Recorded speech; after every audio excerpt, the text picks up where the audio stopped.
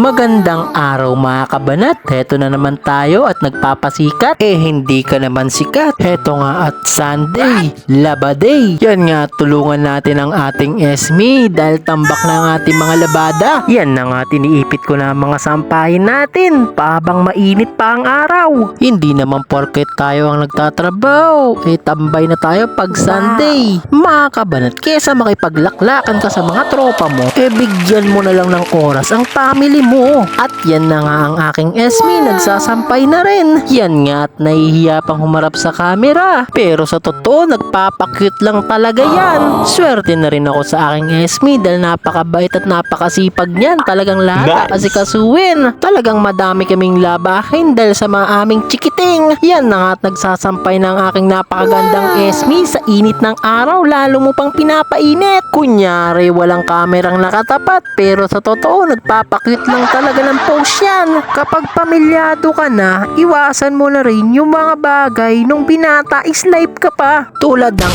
alak, inom dito, inom doon. Eto nga, tapos na tayo maglaba. Nagpapakyut pa sa camera. Kala mo naman pagod na pagod. Nagsampay ka lang naman at nagbanlaw. At hindi pa tayo tapos. Eto nga, tutulong muna tayo sa paggawa ng tsinelas pambahay para sa paninda kinabukasan. Yan nga pala ang aking sister. Pa-cellphone pa. Hoy, gumawa ka na. At eto nga pala ang nagmamanage ng aming tsinelas pambahay. Ang aking utol na isa ring vlogger. Hugot niyan. Bye-bye na muna mga kabanat. Ako'y gagawa pa.